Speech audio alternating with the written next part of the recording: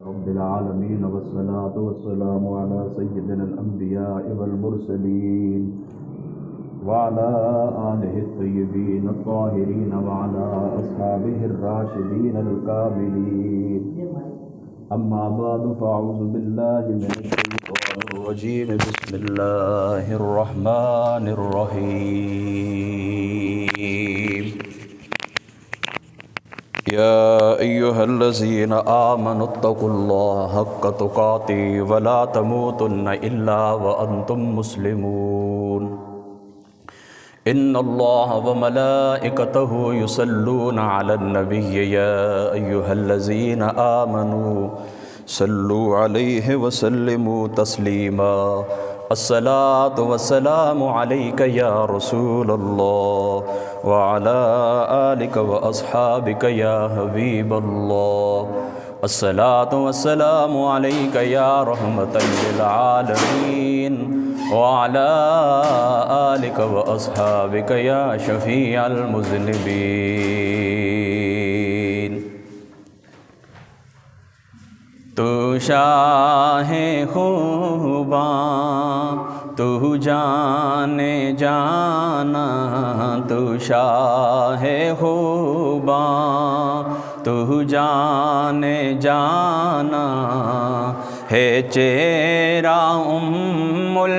الکتاب تیرا نہ بن سکی ہے نہ بن سکے گا نہ بن سکی ہے نہ بن سکے گا مثال تیری جواب تیرا تو شاہ خوباں تو سب سے اول تو سب سے آخر ملا ہے حسن دوام تجھ کو ہے عمر لاکھوں برس کی تیری ہے عمر لاکھوں برس کی تیری مگر ہے تازہ شباب تیرا تو شاہ خوباں خدا کی ذات نے ڈالے رکھے ہیں تجھ پر 70,000 پردے جہاں میں لاکھوں ہی تورے بنتے جہاں میں لاکھوں ہی تورے بنتے جو اٹھے تا ایک بھی حجاب تیرا تو شاہ خوباں تو جانے جانا ہے چہرہ الکتاب تیرا نہ بن سکی ہے بعد از حمد و صلات لائق صد عزت و احترام و تکریم حاضرین و سامعین اللہ تبارک و تعالی وحدہ لا شریک کا احسان ہے کہ اللہ تعالیٰ کے فضل سے اس کے کرم سے اس کی دی ہوئی توفیق سے ہم اللہ تعالیٰ کے گھر کے اندر جمع ہیں اللہ تعالیٰ کی بارگاہ پاک کے اندر دعا ہے کہ اللہ پاک یہ دن جمعۃ المبارک کا ہم سب کو ہماری اولادوں کو بچوں کو ہمارے والدین کو بہن بھائیوں کو عزیز رشتہ داروں کو آپ سب کو اللہ تعالیٰ یہ جمعۃ المبارک کا دن بار بار نصیب فرمائے اور اللہ تعالیٰ ہمیں اس دن کا ادب کرنے کی توفیق نصیب فرمائے اور اس کی خیر و برکت اللہ تعالیٰ ہم سب کو نصیب فرمائے بات اس طرح ہے کہ آپ لوگوں کے علم کے اندر ہے کہ گزشتہ جمعۃ المبارک کو میں نے آپ لوگوں کو یہ بات کہی تھی کہ شادی کی جو رسومات ہیں ان کے متعلق میں نے گفتگو کی تھی، اور غالباً اللہ پاک کا فضل ہے کہ اس کے 5 حصے سوشل میڈیا کے اوپر شائع بھی ہو چکے ہیں، اور اس کے ضمن کے اندر میں نے کہا کہ چلو اب زندگی گزارنے کے گھریلو ایک جو زندگی ہوتی ہے اس کے کچھ اصول خواتین کے لحاظ سے ان کو بھی بیان کر دیا جائے، کیونکہ شادی سے پھر یہ بات ریلیٹڈ ہے، جڑی ہوئی ہے کہ جب ایک گھر بستا ہے ظاہری سی بات ہے کہ اب اس گھر کو بسانا بھی ہے۔ وہ کسی نے کہا تھا کہ بستے بستے بستی ہے، بستے بستے بستی ہے یہ زندگی۔ یہ اتنا آسان نہیں ہوتا زندگی کو بسانا، گھروں کے اندر خوشحالی سے میاں بیوی کے جو تعلقات ہوتے ہیں ان کی جو آپس میں نوعیت ہوتی ہے تعلق کی، تو بستے بستے بستی ہے یہ زندگی، اتنا آسان نہیں ہوتا۔ تو آسان اسی طور کے اوپر ہی ہو سکتا ہے کہ جب اللہ تعالیٰ اور اس کے رسول پاک صلی اللہ تعالیٰ علیہ وآلہ وسلم آپ نے ہمیں جو رول دیے ہیں زندگی گزارنے کے، وہ رول ہم فالو کریں، جو تعلیمات اللہ رسول نے ہمیں دی ہے ان تعلیمات کو ہم فالو کریں۔ تو جب اللہ رسول کی بتائی ہوئی تعلیمات کے اوپر ہم چلیں گے تو انشاءاللہ تعالیٰ یہ زندگی بھی آسان اور آنے والی زندگی بھی آسان۔ اب دیکھیں پچھلا جو جمعۃ المبارک تھا 11 احادیث مبارکہ میں نے کہا تھا کہ میں آپ کے سامنے پڑھوں گا، تو اس میں اس طرح کے 5 احادیث مبارکہ میں نے بیان کر دی تھی اور 6 باقی ہیں، اور آج جو جمعۃ المبارک کے میں کوشش یہ کروں گا کہ ان 6 احادیث مبارکہ کو میں آپ کے سامنے بیان کر دوں، تاکہ پھر جو آنے والا جمعہ ہے تو انشاءاللہ تعالیٰ وہ رمضان پاک کے اندر آ جائے گا۔ تو ہماری کوشش یہ ہوگی کہ پھر انشاءاللہ تعالیٰ رمضان المبارک کے جو مسائل ہوتے ہیں اعتکاف کے وغیرہ وغیرہ انشاءاللہ تعالیٰ ان کو ہم بیان کریں گے۔ تو آج کی یہ جو 6 روایات ہیں میں آپ کے سامنے پڑھوں گا انشاءاللہ تعالیٰ، آپ سے بھی التماس ہے اور اس سپیکر کے ذریعے سے محلے تک آواز جا رہی ہے، جہاں تک آواز جا رہی ہے سب بہن بھائیوں سے ہماری یہ گزارش ہے کہ اس گفتگو کو آپ انتہائی توجہ سے سنیں۔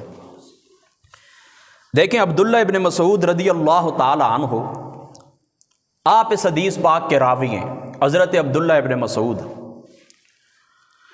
آپ فرماتے ہیں کہ حضرت عبداللہ ابن مسعود نے فرمایا کہ لعن رسول اللہ صلی اللہ تعالی علیہ وآلہ وسلم الواشمات، حضور نبی پاک صلی اللہ تعالی علیہ وآلہ وسلم آپ کی ذات مقدسہ نے لعنت فرمائی ہے واشمات کے اوپر، والمستوشمات اور مستوشمات کے اوپر۔ آقا علیہ الصلوۃ والسلام کی زبان اقدس سے حضور نے فرمایا لعنت ہو واشمات کے اوپر اور مستوشمات کے اوپر۔ یہ کیا ہوتا ہے اس کو آپ سمجھیں۔ اس کا معنی یہ ہے کہ جسم گودنے والیوں کے اوپر اور جسم گدوانے والیوں کے اوپر۔ اب یہ خواتین بھی اور حضرات مرد بھی یہ بات یاد رکھیں کہ یہ جسم کے اوپر جو کچھ آپ بناتے ہیں، مختلف شکلیں بناتے ہیں، یہ جائز نہیں ہے۔ مختلف قسم کے ٹیٹوز جو آپ بناتے ہیں، مشینوں کے ساتھ لوگ اس طرح کرتے ہیں کہ اپنے جسم کو گدوا کر اس کے اوپر اپنا نام لکھتے ہیں، یہ ساری باتیں کیا ہیں؟ ناجائز ہیں۔ لہٰذا کوئی بھی مرد ہو عورت ہو یہ بات یاد رکھیں، اس کے اوپر فتویٰ ہے، اس کے اوپر آپ نے فتویٰ دیا ہوا ہے کہ یہ بات ناجائز ہے، یہ بات کیا ہے؟ ناجائز ہے۔ تو آقا علیہ الصلوۃ والسلام نے فرمایا ان عورتوں کے اوپر بھی لعنت ہو جو جسم گودتی ہیں، اور ان کے اوپر بھی جو گدوانے والیاں ہیں، یعنی جس کا جسم گودا گیا ہے اس کے اوپر بھی، اور جو اس طرح کر کے دیتی ہے اس کے اوپر بھی۔ ٹھیک ہے، سمجھ گئے؟ آگے بڑھیے۔ پھر حضور علیہ الصلوۃ والسلام نے فرمایا لعن رسول اللہ صلی اللہ تعالی علیہ وآلہ وسلم الواشمات والمستوشمات والمتسمہ والمتنسمات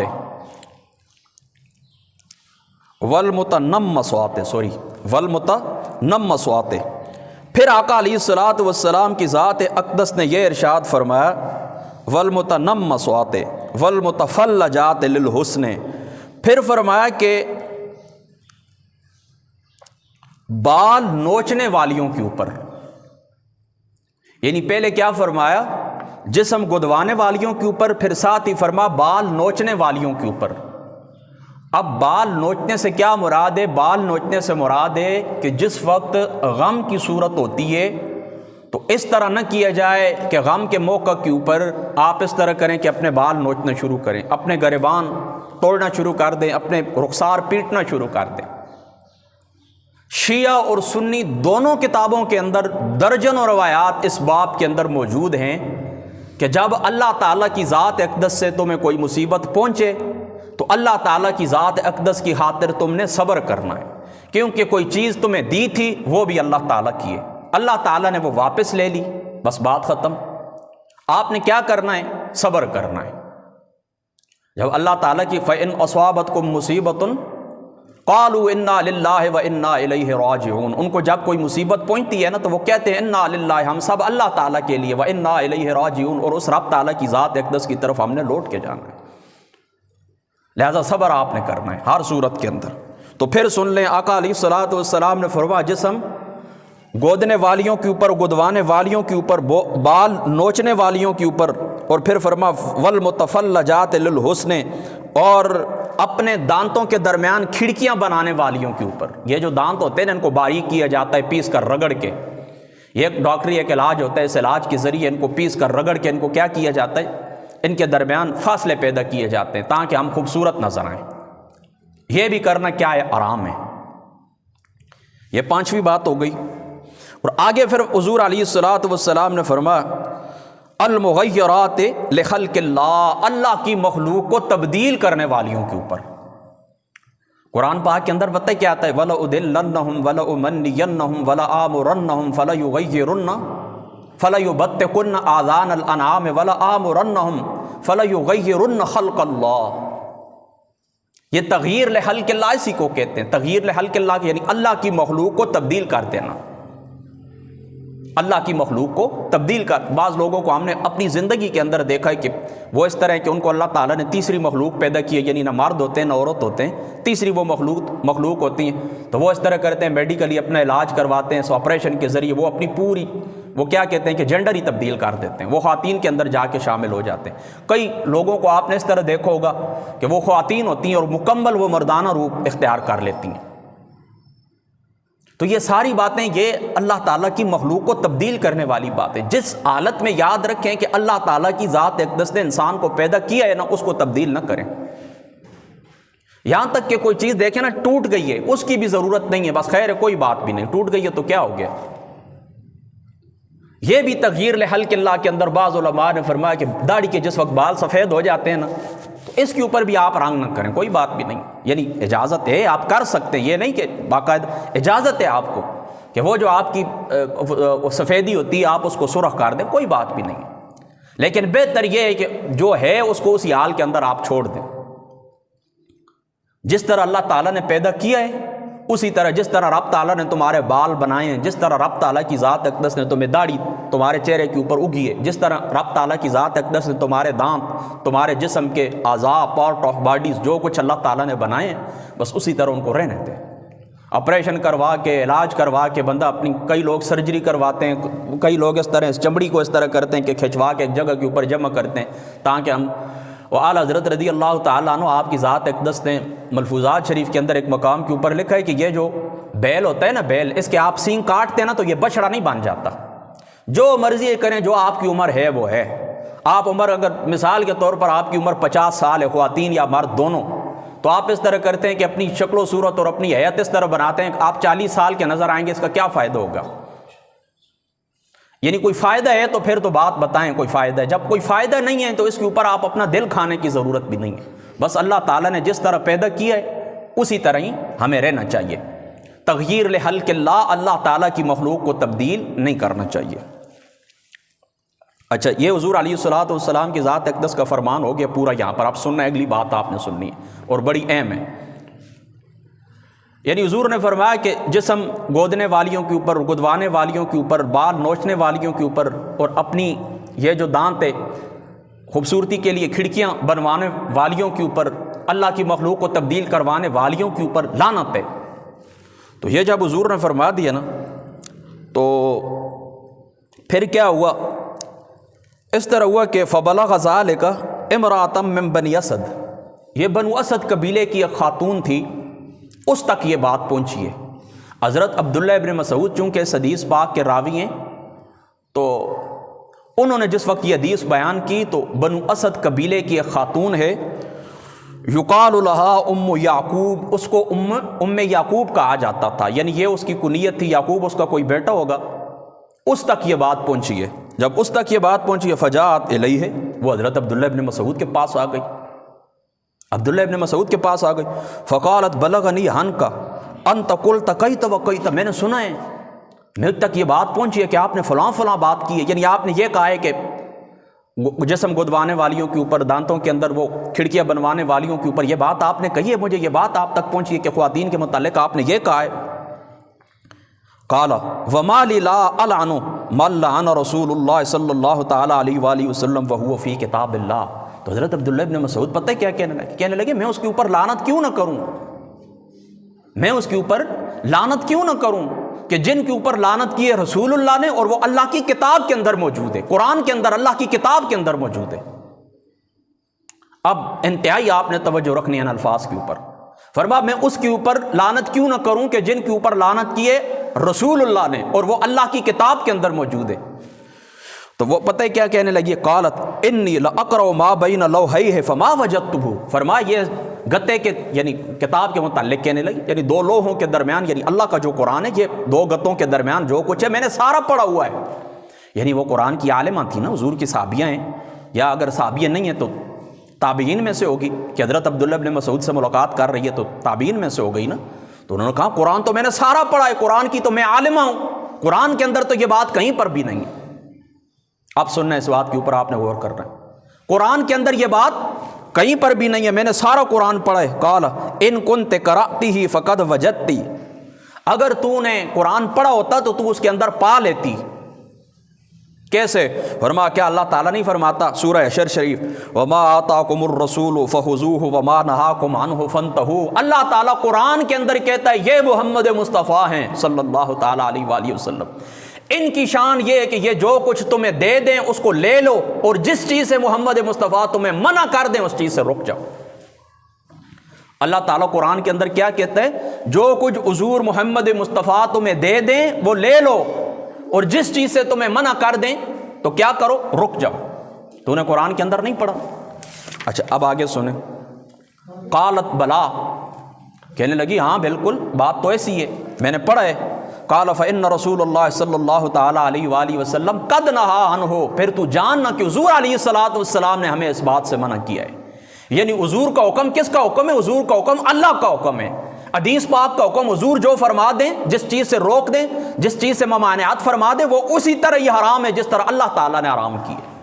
حضور نے جس چیز کو جائز قرار دے دیا ہے وہ اسی طرح جائز ہے جس طرح اللہ کا جائز کردہ ہے۔ کیوں؟ حضور محمد مصطفیٰ اس کائنات کے اندر اللہ تعالیٰ کے نمائندے ہیں، اللہ تعالیٰ کے رسول ہیں، اللہ تعالیٰ کے نبی ہیں۔ وما ينطق عن الهوى ان هو الا وحی یوحى، حضور محمد مصطفیٰ جو کہتے ہیں اللہ تعالیٰ کی وحی سے کہتے ہیں۔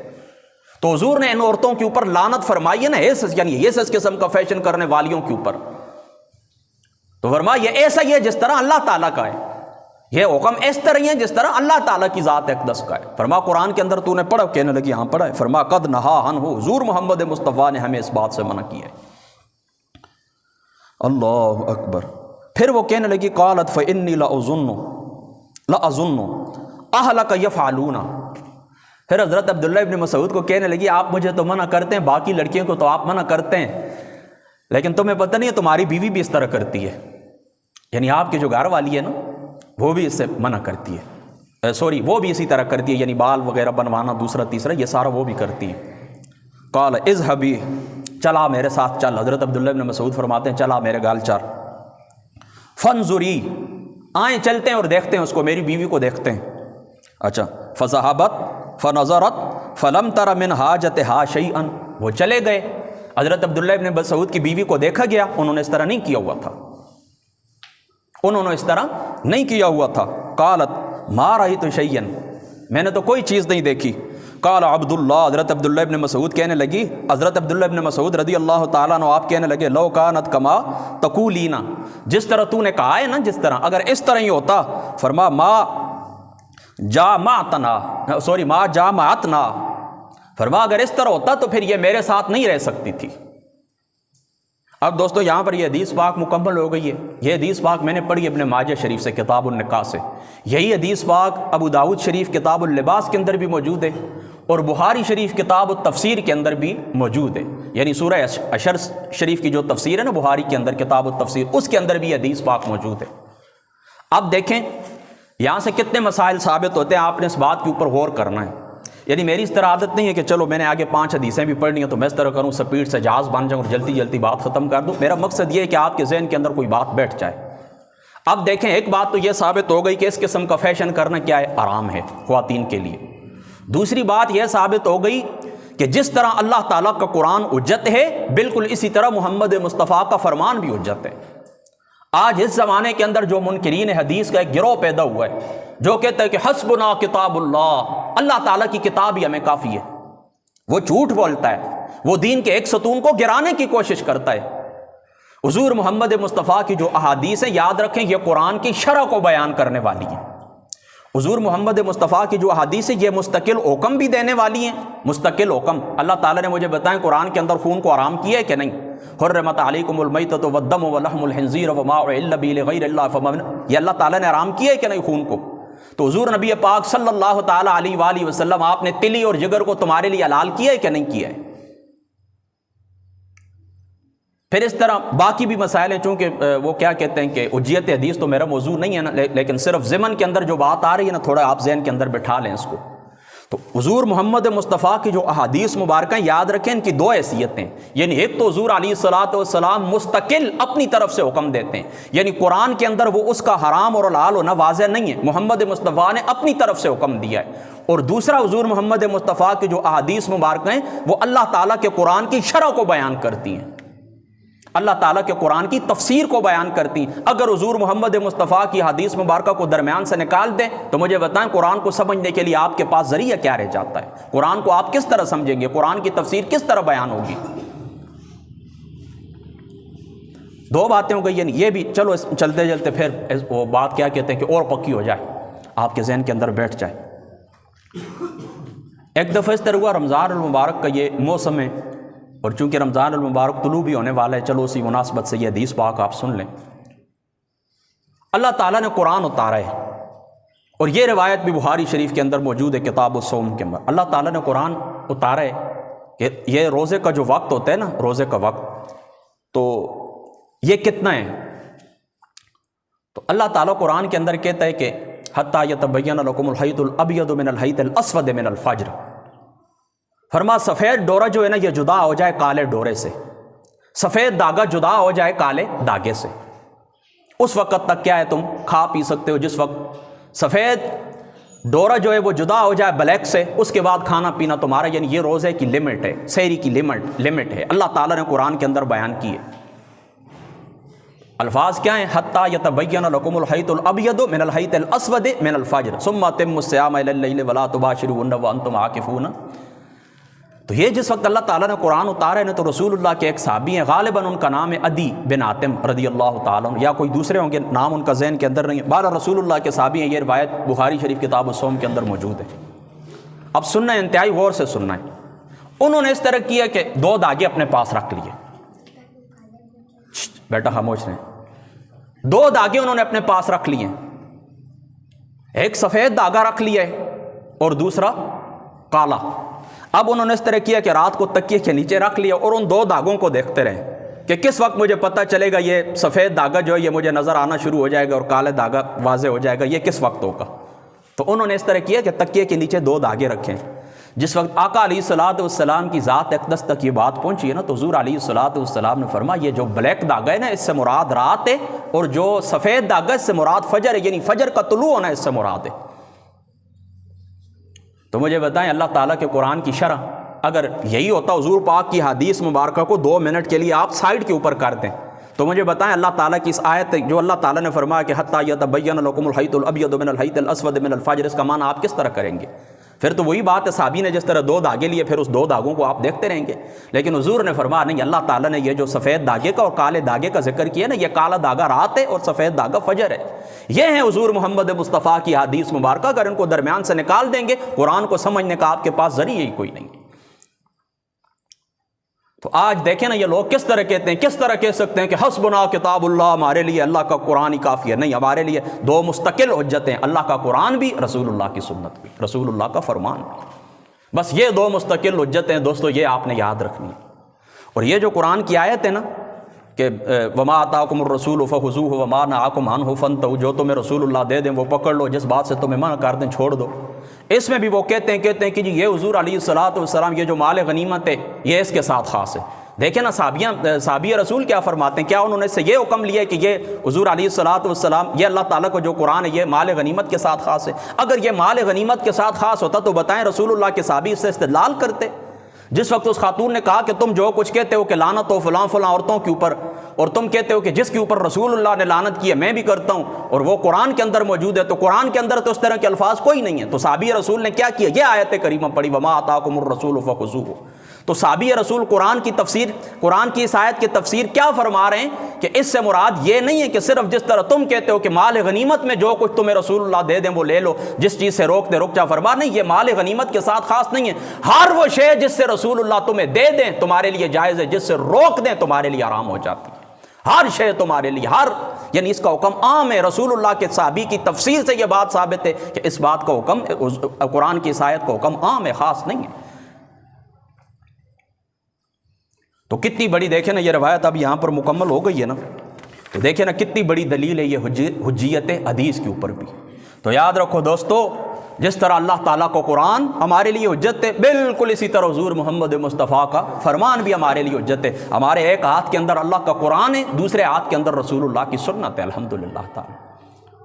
باقی اس کے بعد پتہ ہے، باقی جو باتیں آ جاتی ہیں نا فقہاء کی، علماء کی، صالحین کی، نیک لوگوں کی، وہ باتیں اپنی جگہ کے اوپر، ان سب باتوں کو ہم پتہ ہے کیا کریں گے، ان سب باتوں کو اٹھا کر ہم رسول اللہ کی سنت کے اوپر اور اللہ کے قرآن کے اوپر پیش کریں گے۔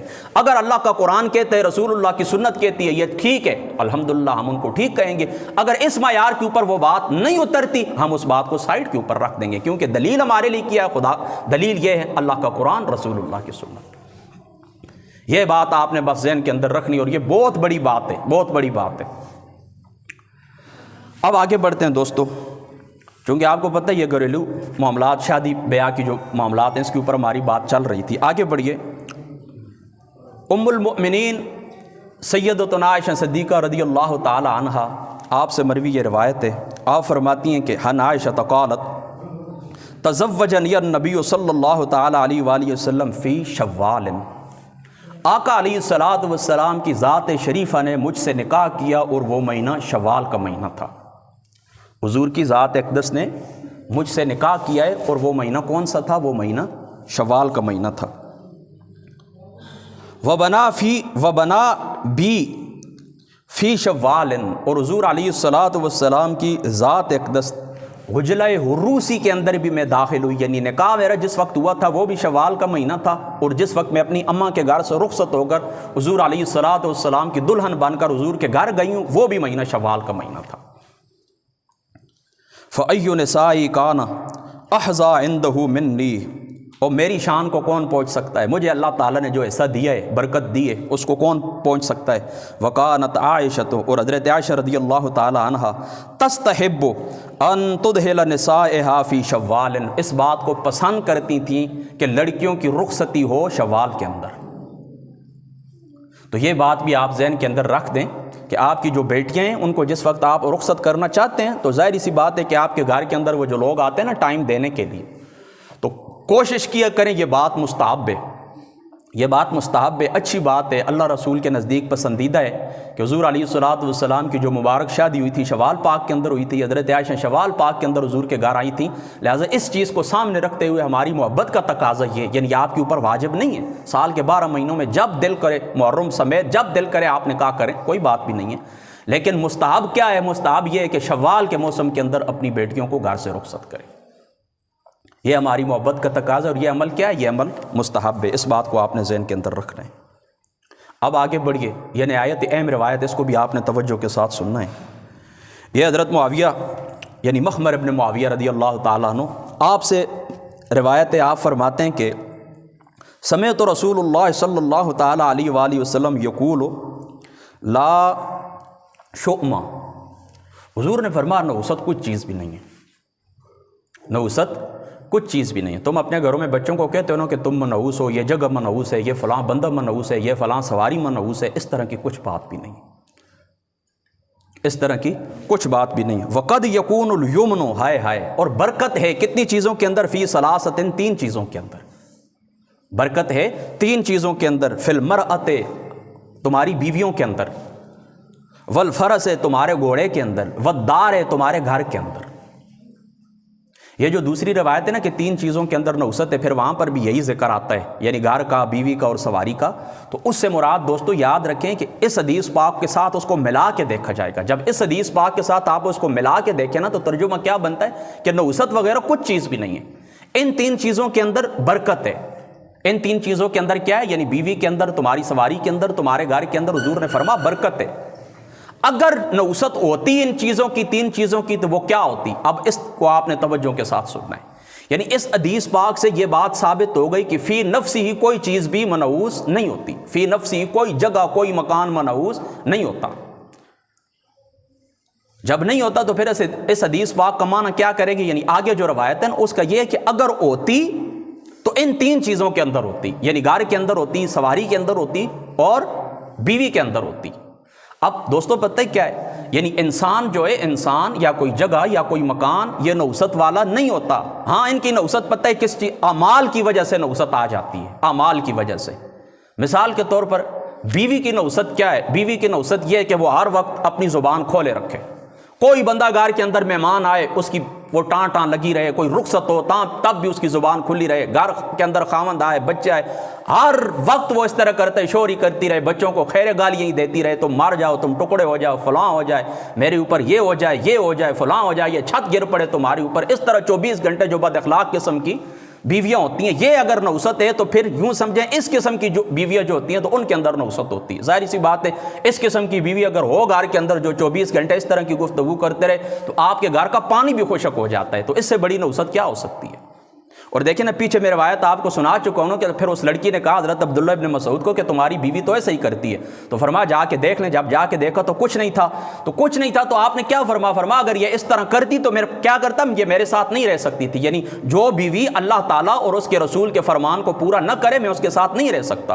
تو یہ بھی تمہارے لیے معیار ہونا چاہیے زندگی کا کہ رشتہ دیتے وقت بھی آپ یہ بات ذہن کے اندر رکھیں کہ جس لڑکے کو ہم رشتہ دے رہے ہیں یہ اللہ اور اس کے رسول کے حکم پورے کرتا ہے، جب اللہ کے حق پورے کرتا ہے تو تمہارے حق بھی پورے کرے گا۔ اسی طرح بیٹیوں کے معاملے کے اندر بھی یہ دیکھ لیا کریں کہ یہ جو لڑکی ہے جو میں اپنی زندگی کے اندر داخل کر رہا ہوں یہ اللہ رسول کے حکم پوری کرتی ہے تو پھر میرے بھی کرے گی۔ جب آپ دیکھتے ہیں کہ وہ اللہ رسول کے فرمان کو پس پشت ڈال دیتا ہے تو تمہاری عزت کیا چیز ہے؟ تو اس بات کا بھی آپ نے خیال رکھنا ہے اور یہ بات آپ نے ذہن کے اندر رکھنی ہے۔ یعنی یہ نوست اگر ہوتی تو پھر یہ اعمال کی وجہ سے ہو جاتی ہے۔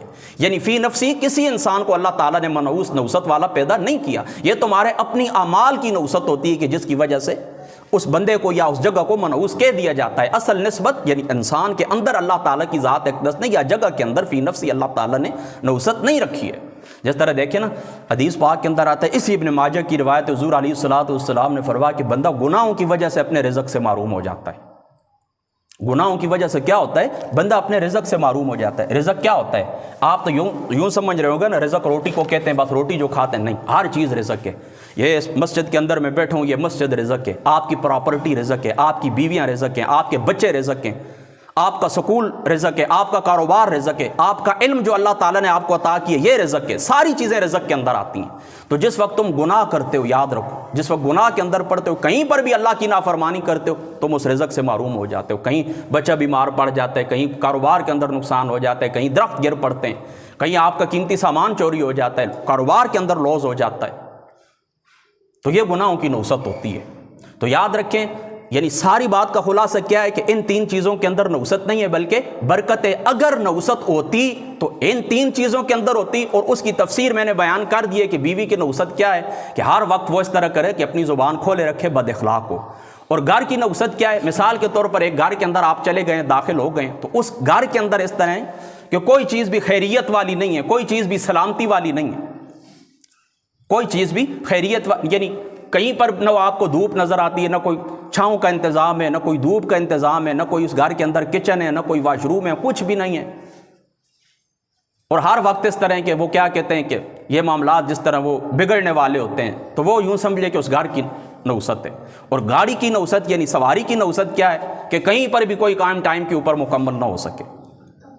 جب بھی آپ اس گاڑی کے اوپر، اس گھوڑے کے اوپر سوار ہوں، اس کار کے اوپر سوار ہوں، اس سزوکی کے اوپر سوار ہوں، تو کیا وہ کچھ نہ کچھ کام نکال دے، آپ کو پریشان کرے. یہاں میں آؤں راستے میں رک جائے، وہاں جاؤں راستے میں رک جائے، ادھر جاؤں مسائل ہی مسائل، معاملات ہی معاملات ہوں. تو یہ اگر نوست ہو سکتی ہے تو یہ ہو سکتی ہے. اور اس کی وجہ بھی میں آپ کو بنیاد کے اندر بتا کے آگیا. اس کی وجہ کیا ہے؟ اس کی وجہ تمہارے گناہ ہیں. تمہارے گناہوں کی وجہ سے یہ رکاوٹیں آتی ہیں اور پریشانیاں آتی ہیں. تو ان دو حدیث مبارک یعنی ایک میں نے آپ کے سامنے پڑھ دی اور دوسری کو چھوڑ دیتا ہوں کہ اس کو چونکہ میں نے ساتھ ملا دی ہے تو آپ یہ بات آپ نے ذہن کے اندر رکھنی ہے. اب دوستو، حضور سرور عالم محمد مصطفیٰ صلی اللہ تعالیٰ علیہ وآلہ وسلم آپ کی ذات اقدس نے فرمایا کہ حضرت ابو امامہ رضی اللہ تعالیٰ عنہ آپ فرماتے ہیں کہ ایک عورت حضور علیہ الصلاۃ والسلام کی ذات اقدس کے پاس آئی. ایک خاتون حضور علیہ الصلاۃ والسلام کی ذات اقدس کے پاس آئی تو اس کے دو بچے تھے. اب یہ عربی عبارت میں چھوڑ رہا ہوں، ٹائم میں سامنے دیکھ رہا ہوں کہ پھر زیادہ ہو جائے گا. دو بچے تھے اس کے ساتھ. تو ایک کو اس نے اٹھایا ہوا تھا، ایک کو اپنے سینے سے لگایا ہوا تھا اور دوسرے کو انگلی پکڑائی ہوئی تھی، ہاتھ کے اندر وہ تھا. رسول اللہ صلی اللہ تعالیٰ علیہ وآلہ وسلم نے فرمایا حاملاتن، یہ بچوں کو اٹھانے والیاں، یعنی عمل کے ذریعے اٹھانے والیاں، اور پھر اس طرح بھی جس طرح بچوں کو اٹھایا جاتا ہے اٹھانے والیاں. والداتن، بچوں کو پیدا کرنے والیاں، یعنی حمل اٹھانے والیاں پھر بچوں کو پیدا کرنے والیاں. رحیماتن، رحم کرنے والیاں، رحم کرنے والیاں.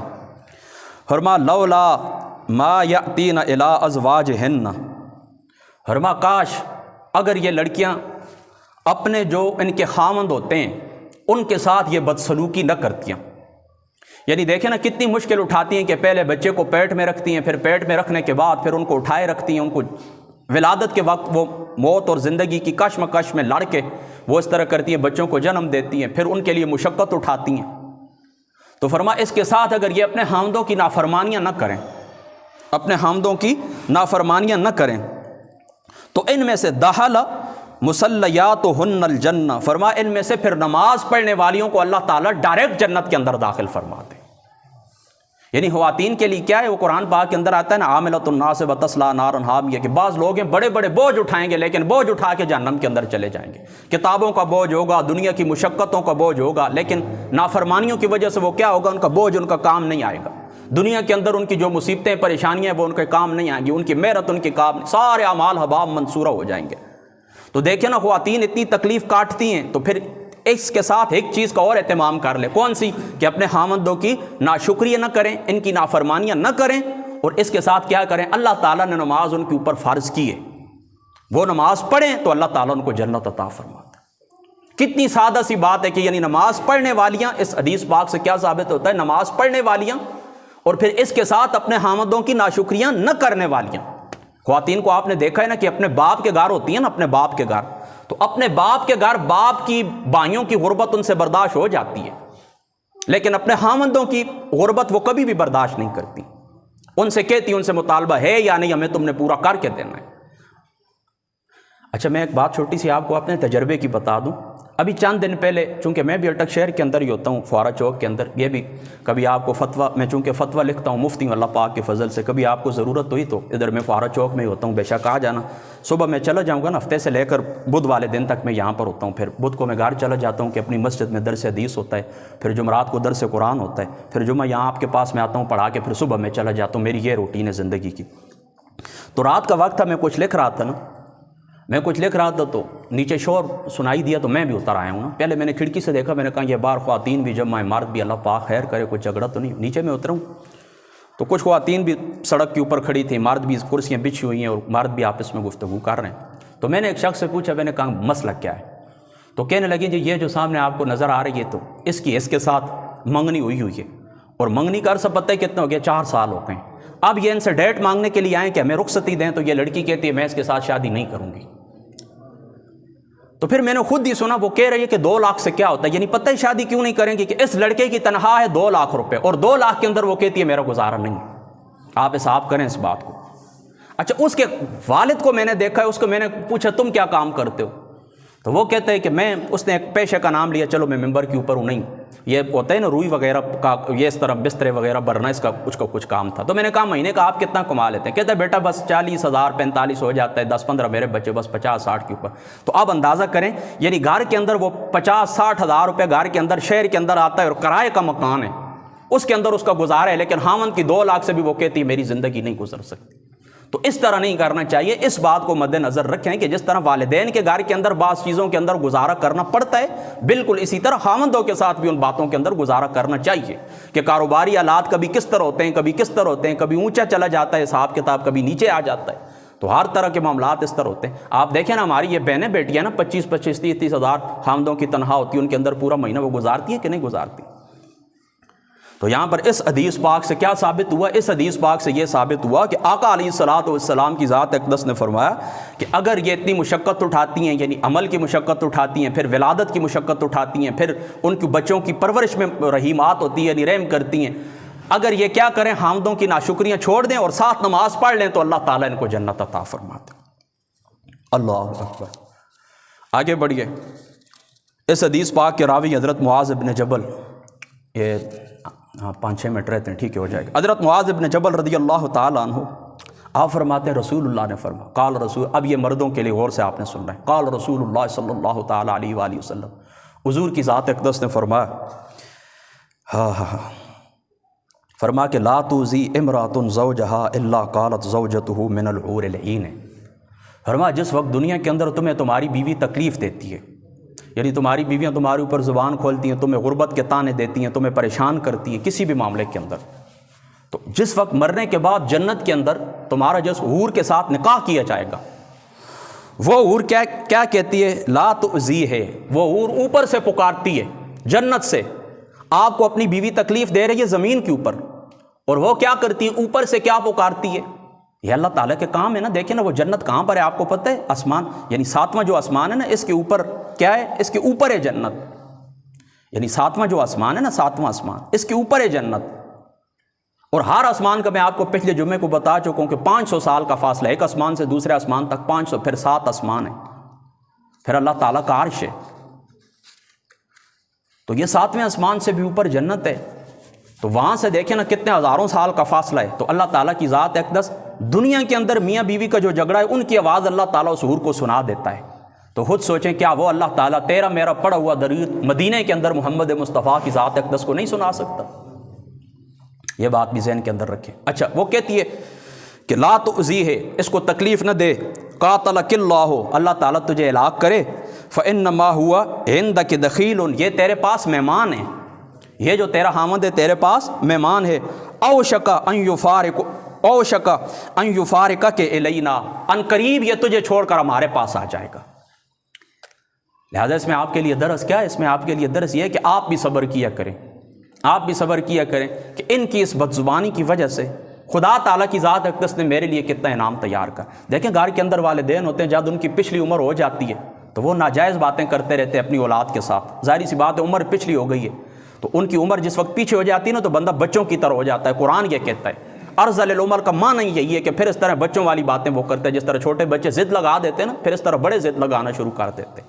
یہی معاملات بیویوں کے ہوتے ہیں، ماں باپ کے ہوتے ہیں، بہن بھائیوں کے ہوتے ہیں، پڑوسیوں کے ہوتے ہیں، رشتہ داروں کے ہوتے ہیں۔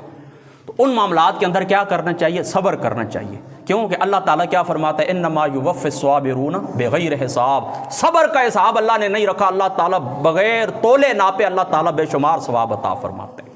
یعنی ہر چیز کو دیکھیں نا، ایک چیز اس کا 10 گنا ہے، کسی کا 20 گنا ہے، کسی کا 80 گنا ہے، لیکن صبر کے لیے گناہ کوئی نہیں، اللہ تعالیٰ بے حساب عطا فرماتے ہیں۔ اور آج کی ہماری نشست کی آخری روایت حضور علیہ الصلوۃ والسلام کی ذات اقدس نے فرمایا، لا یحرم الحرام الحلال، فرما کوئی یاد رکھیں کہ کسی حرام کا ارتکاب حلال شے کو حرام نہیں کرتا۔ کوئی حرام کام آپ کرتے ہیں نا، ناجائز ہوتا ہے، تو یہ چونکہ میں اتنا کھلا ظاہری سی باتیں نہیں بول سکتا، یہ پردے کی باتیں ہوتی ہیں، کوئی حرام کام اس طرح ہو جاتا ہے نا، تو آپ نے کئی لوگوں سے سنا ہوا تھا، اچھا تم نے اس طرح کیا کہ چلو تمہارا نکاح ٹوٹ گیا، اس طرح نکاح نہیں ٹوٹتے۔ کوئی بھی حرام کام آپ کریں گے وہ حلال کو کبھی بھی یاد رکھیں، حرام وہ جو چیز آپ کے لیے حلال ہے، حرام کام کرنے کی وجہ سے وہ کیا ہوگا؟ حلال حرام نہیں ہو جائے گا، بلکہ حرام کام جو آپ نے کیا ہے نا اس کا گناہ آپ کو ملے گا۔ امید ہے آپ بات کو سمجھ گئے ہوں گے۔ ظاہر سی بات ہے میاں بیوی کے جو تعلقات ہوتے ہیں تو ان کے اندر اس طرح بعض دفعہ انسان کوئی حرام کام کر بیٹھتا ہے، تو اکثر یہ بچپن سے ہم بھی چھوٹے چھوٹے تھے تو سنتے اچھا اس کام سے فلاں کام تم نے کیے، فلاں کیے، اس سے تمہارا نکاح ٹوٹ گیا۔ نہیں، آقا علیہ الصلوۃ والسلام نے کیا فرمایا؟ حرام کام سے حلال کام حرام نہیں ہو جاتا، جو تم نے حرام کام کیا ہے اس کا تمہیں الگ گناہ ملے گا۔ بس یہاں پر بات کو ختم کرتے ہیں۔ اللہ تعالیٰ کی جو ذات مقدس ہے وہ آپ کو اور مجھے عمل کی توفیق عطا فرمائے۔ چونکہ 2-4 منٹ ہی باقی ہیں، آج خواتین کا بھی عالمی دن ہے، اس کے اوپر میں اتنی لمبی چوڑی بات نہیں کر سکتا۔ جو کچھ میں نے سنا ہے کہ جو خواتین یہ کہتی ہیں کہ اللہ تعالیٰ کی ذات اقدس نے یہ اسلام اچھا مذہب ہے لیکن ہمارے لیے کچھ بھی نہیں ہے، ان کی خدمت کے اندر میری صرف اتنی گزارش ہے کہ آپ کھلے دل سے سورہ نساء شریف کا مطالعہ کریں، سورہ نور کا مطالعہ کریں، سورہ احزاب شریف کا مطالعہ کریں، پھر آپ کو پتہ چلے گا کہ اسلام آنے سے پہلے آپ کی حالت کیا ہوتی تھی۔ اسٹیبلش تاریخ کا مطالعہ کریں کہ اسلام آنے سے پہلے کتنی بری رسومات کے اندر آپ بندھی ہوئی تھی، آپ کے بیٹے آپ سے نکاح کر لیے کرتے تھے، آپ کو زندہ درگور کر دیا جاتا تھا، میراث کے اندر تمہارا کوئی حصہ نہیں تھا۔ یہ تو اسلام ہی تھا جو آیا اور تمہیں ان بری رسومات سے اور جن وہ کیا کہتے ہیں کہ بیڑیوں کے اندر تم جکڑے ہوئے تھے، تمہیں اسلام نے آ کے آزاد کیا ہے۔ لہٰذا اسلام تمہارا محسن ہے، اسلام تمہارے اوپر احسان کرنے والا ہے۔ بس اتنا صحیح پیغام ہے۔ باقی اس طرح ہے کہ نماز کے بعد انشاءاللہ تعالی زندگی رہی نا تو ہمارے اہل سنت کے نزدیک بلند آواز سے ذکر کرنا یہ جائز ہے، بلکہ ہم اس کو مستحب کہتے ہیں۔ تو لہٰذا آج یہ بچے کہہ رہے تھے کہ ہمیں شروع کرنا چاہیے، تو نماز سلام جس وقت میں پھیروں گا نا تو 3 دفعہ آپ اس طرح سلام پھیرنے کے بعد بلند آواز سے کلمہ شریف پڑھ لینا، پھر اس طرح کہ درود شریف 2-3 جملے میں بولوں گا آگے بلند آواز میں، اس کے پیچھے پیچھے آپ نے پڑھنا ہے۔ بس تقریباً اس میں 2 یا 3 منٹ خرچ ہوں گے، بس وہ پڑھ کے پھر انشاءاللہ تعالی زندگی رہی تو دعا کر لیں گے، اور یہی ہماری روٹین ہوا کرے گی۔ اللہ تعالیٰ کی جو ذات مقدس ہے، پہلے میری باتوں پر پہلے مجھے، بعد میں آپ کو عمل کی توفیق عطا فرمائے۔ وآخر دعوانا ان الحمد للہ رب العالمین۔